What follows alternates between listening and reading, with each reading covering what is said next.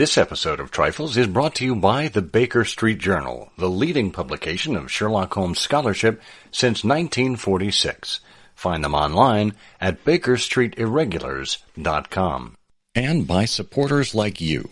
For as little as $1 a month, you can support the efforts here at Trifles. Just go to patreon.com/trifles. Welcome to Trifles, a weekly podcast about the Sherlock Holmes stories. It is, of course, a trifle, but there is nothing so important as trifles. Yes, the cyclist was solitary, the bachelor was noble, and the resident was patient, but there are so many other details to pick apart in the stories. Pray, be precise as to details. You know the plots, but what about the minutiae? On which 3 continents did Watson have experience of women? When did 221B Baker Street first get telephone service?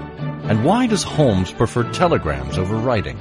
You are very inquisitive, Mr. Holmes. It is my business to know what other people don't know. Scott Monty and Burt Wolder will have the answers to these questions and more in Trifles. The game's afoot. Episode 336, Derry Go Round. Hello and welcome to Trifles, the Sherlock Holmes podcast, where we get into the details in all of the Sherlock Holmes stories. I'm Scott Monty. And I'm Burt Wolder. And Burt, are you ready to milk this episode for everything you can? I'm pulling out the cream of the argument right now. Oh boy. I can't wait. Well, I'm sure, like you, the cream will rise to the top. Yeah, just like on my cappuccino. Well, this follows in a series of episodes we've done recently that seem to all point in the same direction. This is the first episode of the month, and typically we celebrate whatever national month it happens to be. And as you know, there are plenty of things to choose from. So for June, we are choosing National Dairy Month. And we thought it might be interesting, in as much as we recently talked about eggs, we could continue this farm-based conversation with respect to dairy products in the canon. I never really anticipated in my Sherlockian career getting down to the minutiae of looking at the dairy products in the canon or what it might mean. So you've sunk to this, huh? Yes. You have risen, I have sunk. That's it. Like the cream. I'm rising like the cream, and you're just wondering what we're doing. Well, there you are. I often wonder what we're doing, Bert. Well, for those who would like to get the show notes for this episode, and we will have a couple of links to some documents or websites of historical importance to kind of put a flavor on this. You can find them in the podcast player that you're watching or listening to us on, or at ihost.co/trifles336. That'll take you directly to the SherlockHolmesPodcast.com website. And there, not only will you find those links, but you can also sign up for email updates from us whenever we put out a new episode. And you can support us at patreon.com/trifles for as little as $1 a month. It enters you into a drawing every month and every quarter as well. So check that out and see what suits you.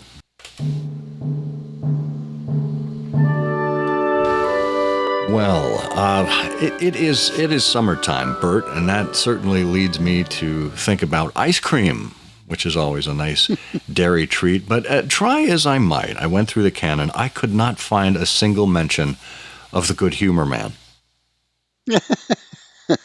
Well, that's true. There is no one in the canon that you could find with that appellation or even that character. There is no genial, happy person wearing a suit, white or otherwise, putting together cones of lovely chilled sweet ice cream and bringing joy to Mrs. Hudson and Billy the Page and Sherlock Holmes and Dr. Watson.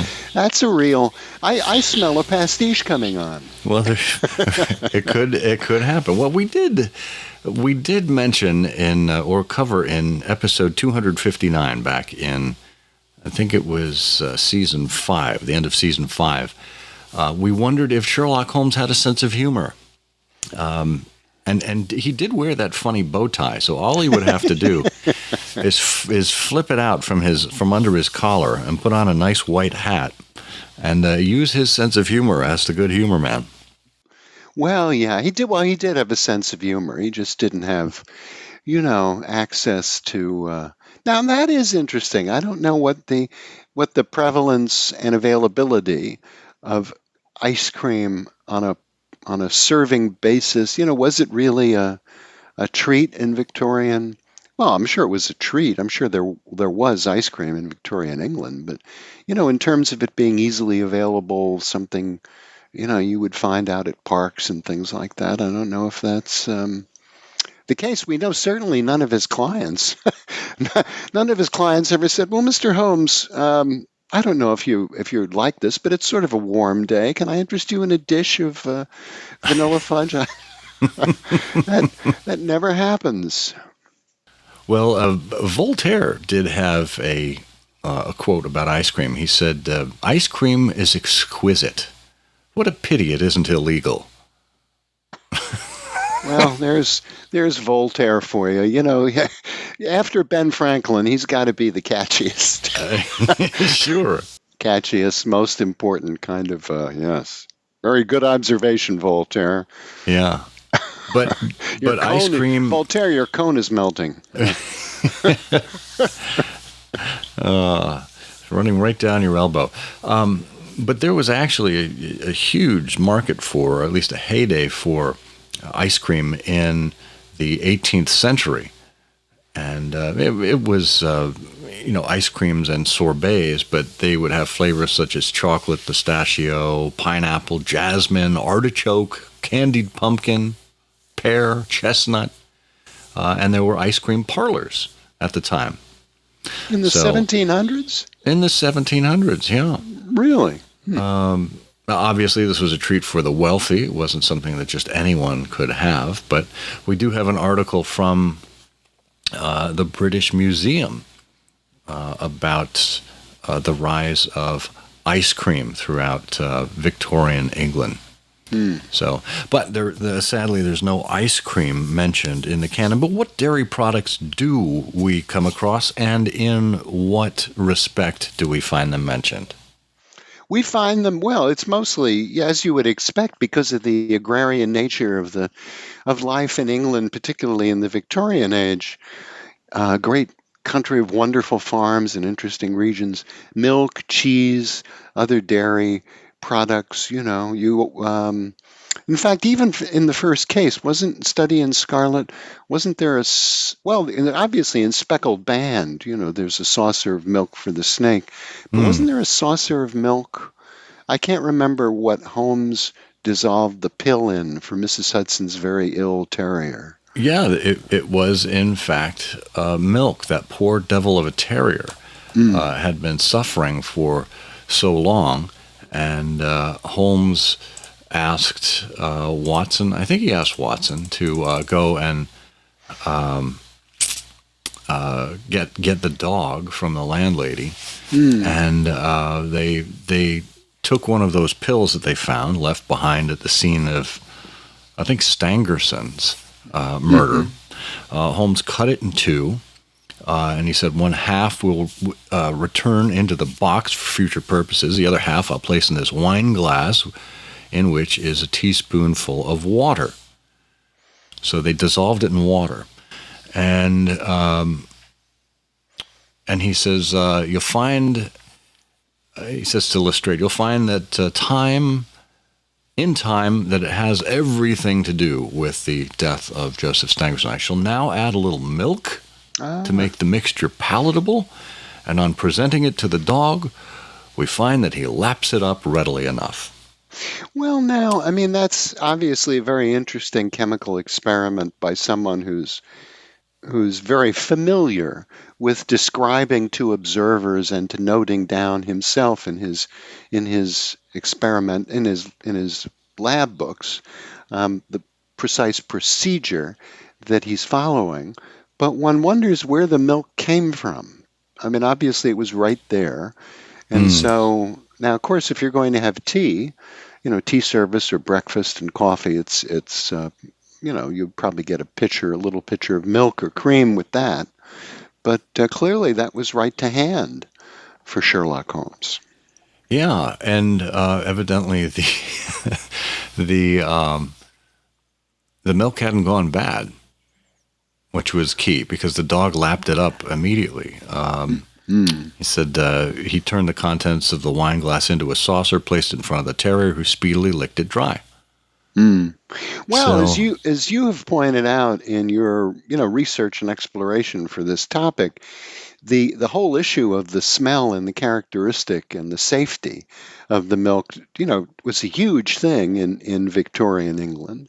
And in the middle of the 19th century, there were investigations that determined a lot of stuff yeah. was being added into milk by producers who had probably had a mixture of A, not knowing any better, and B, wanting to make more money.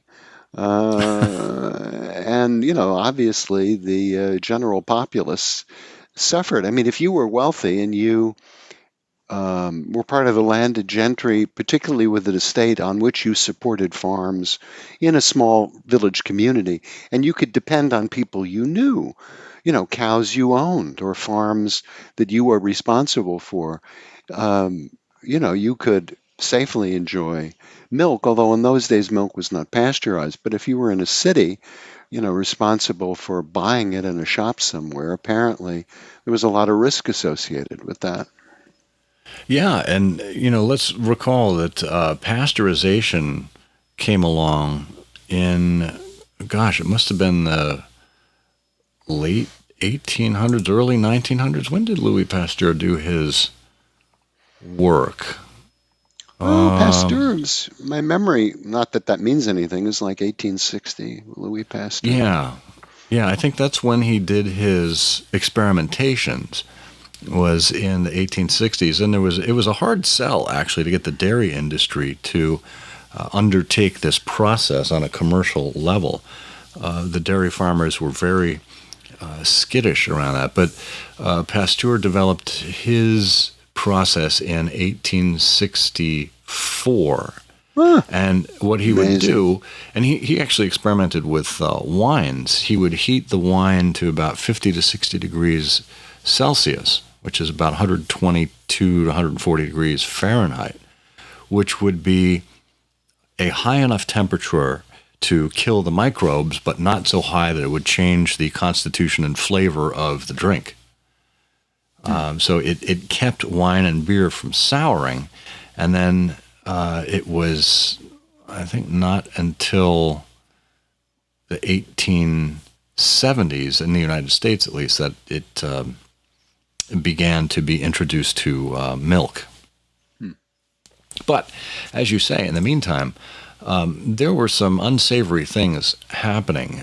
Tasting Table tells us that safe food really was non-existent until we had more regulations that were put in place. And so you would see foul, spoiled, and rotting food that would be regularly sold. It was a huge problem in Victorian England. And you had things that were mixed into foods that you would not want to normally eat.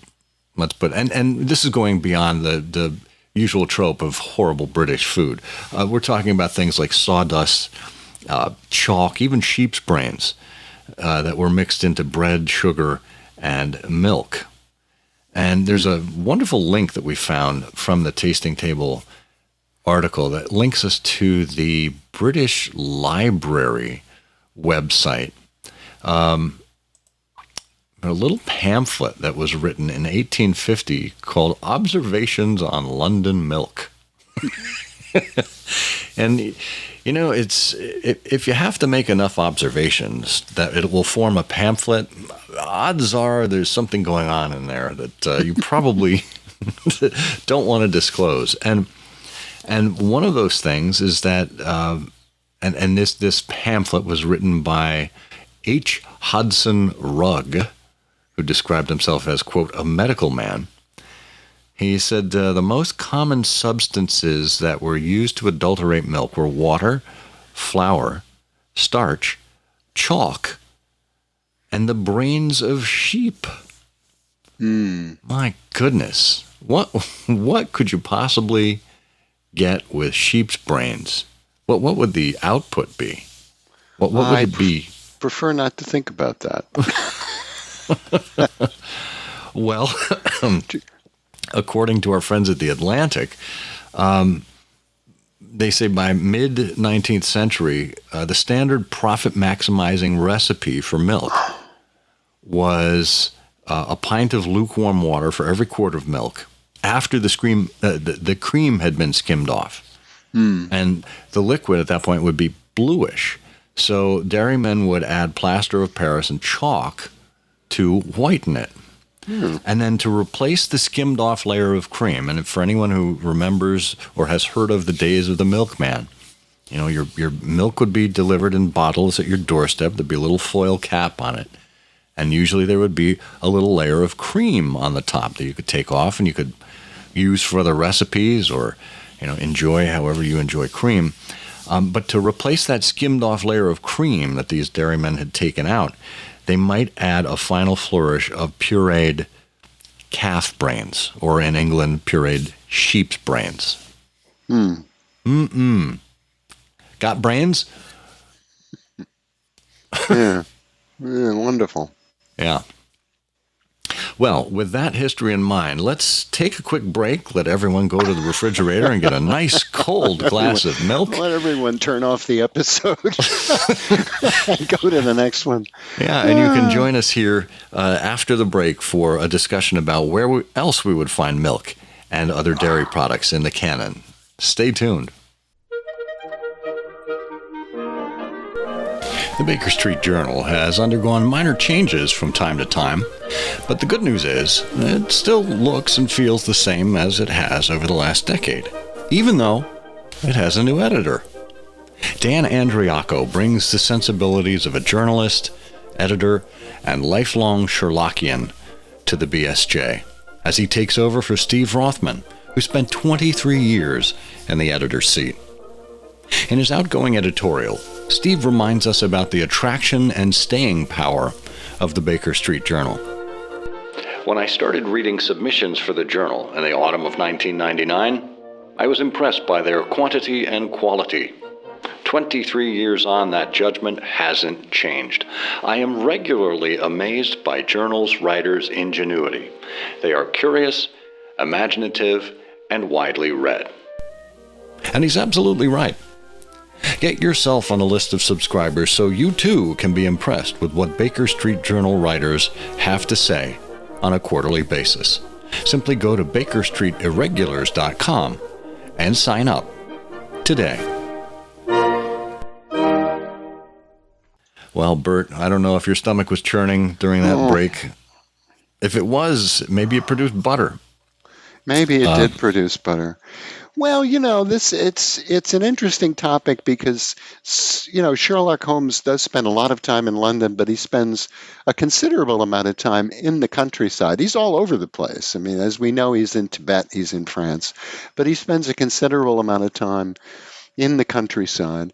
And we do see echoes of this. You know, we have this selection of places where milk and things like that and cheese pop up specifically in the canon, but it's really everywhere. I mean, for example, in The Hound of the Baskervilles, Watson leaves London, you know, because Holmes has come up with this excuse. He needs to stay there.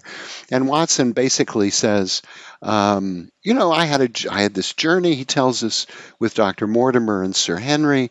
And, you know, and he, in fact, Watson says something like, you know, I was passing the time enjoying the company of Dr. Mortimer's spaniel. And then he describes how the countryside changes. And, of course, they're going out into Devonshire. And Sir Henry is very enthusiastic, you know, as he sees the scenery in Devon. He says, oh boy, he says, I've been over a good part of the world since I left England, but I've never seen a place to compare with this. And then Watson says, well, I never saw a Devonshire man who did not swear by his country. And of course, Devon, you know, is known for cream. And I had an old friend of mine, Henry Bottinger, who lived out in Cornwall, and I would visit Henry and he and his wife Shirley, and I lived in a little town called Crackington Haven, and we would drive around the countryside, and the cows in that part of the countryside are, it's very rocky, and there are a lot of cliffs. And in fact, the cows are somewhat unique because they've learned over the decades and centuries how to balance themselves on these sort of sloping terrains. And that's something you don't see elsewhere in England. But cows, cream, milk, it's all part of the universe, particularly in Yeah, Britain. well, if the cows did not maintain a sense of balance in that area of Devon, then, Devon's certainly known for its clotted cream, its wonderful dairy products. But if the cows were not properly balanced on those rocks, then Devon would be known for milkshakes. Sorry. Yeah. But let's make sure we cover some of these other dairy mentions before we really turn people off, before we sour people to trifles here. Certainly you mentioned this before, but the saucer of milk not only appeared in A Study in Scarlet, but also in The Speckled Band. This was the tempting treat that Grimsby Roylott supposedly used to lure the snake back through the ventilator. There's no indication that snakes actually like milk, but it made for a good plot point, and contrasted against the cheetah being out in the yard. And I know Holmes mentioned that a cheetah is nothing but a large cat, but this saucer of milk would not go far in satisfying its appetite. Yes, interesting. And of course, there are lots of, references to milk trains and milk transport and milkmen. In Valley of Fear, we've got a reference to a milkman, although I don't remember specifically what that's all about. No, that's the milk train is from the Valley of Fear. I thought that was in Priory School was the milk train. No, I guess I should have been clearer in the spreadsheet here. Priory School is all I should need is a glass of milk and a couple of biscuits. I've got that was the picture. Dr. Huxtable's request when he came to after passing out on the heartskin rug. But the milk that's train was in the Valley of Fear. The inspector himself was dependent, as he explained to us, upon a scribbled account forwarded to him by the milk train in the early hours of the morning.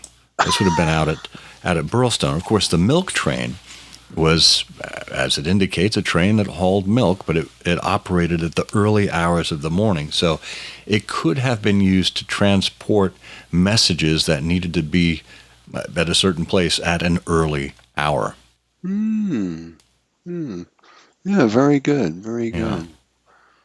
But the milkman appeared in the Veiled Lodger. Yeah, because that's who caught a glimpse of Mrs. Ronder as he was putting the milk in front of her door.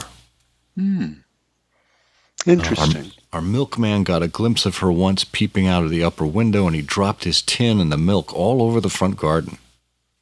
That's the kind of face it is. And where do we have, the sort of the famous reference in the canon of the trout in the milk, which is really the only reference I think that Holmes makes to fish? Well, they did go fishing for pike, I think, in Shoscombe Old Place. But in this case, the trout in the milk was... they also did go for trout at Shoscombe Old Place, not pike. But it was in The Noble Bachelor. Holmes says, I have notes of several cases, though none, as I remarked before, were quite as prompt. My whole examination served to turn my conjecture into a certainty. Circumstantial evidence is occasionally very convincing, as when you find a trout in the milk, to quote Thoreau's example. And this is interesting because it actually leads us back to our initial discussion about the adulteration of milk. Thoreau wrote this in his Journal 11 from November 1850. And the quote is exact. So, some circumstantial evidence is very strong as when you find a trout in the milk. So this is from the Eagle's Call, a website. We'll have a link to this as well. They say if you go back to the 19th century when Trout in the Milk was written, you'd understand it better. In the 1800s, people would get canisters filled with milk from the farmer. You know, those old steel canisters. And if the milk tasted weird, people would suspect that the farmer watered the milk down.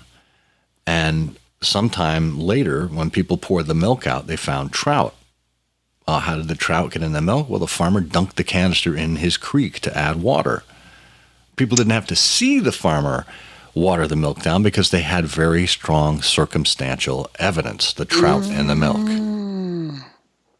That's wonderful, too, particularly the connection between Thoreau and Sherlock Holmes. Yeah. Wonderful. And I suppose we should just add one final trifling thing. We've been so busy talking about milk here. We didn't mention butter. But butter does play a very important part in one case in particular referenced in the Six Napoleons. What was that? Oh, yes. It's Holmes makes a deduction based on the degree to which parsley has sunk into the butter. You know, I always thought that was a misprint and that he was talking about someone who was playing cricket and poisoned by parsley sinking into the batter. But, now, that was Mrs. Hudson's cake recipe. Oh, that's right. Parsley in the batter. For St. Patrick's Day. That's right. Yeah, but that's a lovely reference. And there's been so much written about that, you know. But over the years, people have said to themselves, well, wait a minute now. I don't think parsley would sink into the butter. And I don't know that that's been actually satisfactorily demonstrated anywhere. I think in some of the articles along the way, somebody did test it, and they wondered, well, is it flat parsley or is it curly parsley? Curly parsley. And what was the butter manufacturing process at the time? There's a lot of variables there, but... Yeah, and we need to do a control, experiment, too, with margarine, and just make sure we can document all this. Well, actually, we haven't mentioned, of course, the two big things about dairy products in the canon. One is Holmes's experiments, and it's little known, but it's a fact that among the things he was doing, and the reason why milk was available in Baker Street, was that he did invent Rocky Road ice cream. But also... That's the practical but limited geologist. Yeah, exactly right. You see? Now you remember. But also, it's the final problem. We know Professor Moriarty had all these issues. He was described as having these palpitations, which Bob Katz has attributed to other disease states. But it's clear to me as a dedicated Sherlockian researcher that Moriarty had a calcium deficiency. And that resulted in his enmity with Sherlock Holmes because Moriarty was lactose intolerant. Well, Sherlock Holmes should have just taken him out for ice cream, and that would have eliminated the improbable. Eliminated the professor. And all of this is just a trifle. It is, of course, a trifle, but there is nothing so important as trifles. Please join us again next week for another installment of Trifles. Show notes are available on SherlockHolmesPodcast.com. Please subscribe to us on Apple Podcasts and be sure to check out our longer show, I Hear of Sherlock Everywhere, where we interview notable Sherlockians and share news of the Sherlockian world. You've taken my breath away, Mr. Holmes. Sir, I've always been interested in the origin of words. For instance, a simple word like cheese. Where did that come from? Cheese is a lovely story, how we get the word cheese in our vernacular. In the year 28 there was an old farmer, and a gentleman came to his land and said, I'm so thirsty, may I have a little dipper milk? And he said, certainly, go over to the barrel. He not knowing that the barrel of milk had soured, see? So this poor beggar man came to the barrel and opened up from the top and looked in and looked down and went, cheese! Cheese! the word. How it came. That's how the word I see. cheese came into It's being. very onomatopoetic. Yes, and that's the truth. Yes.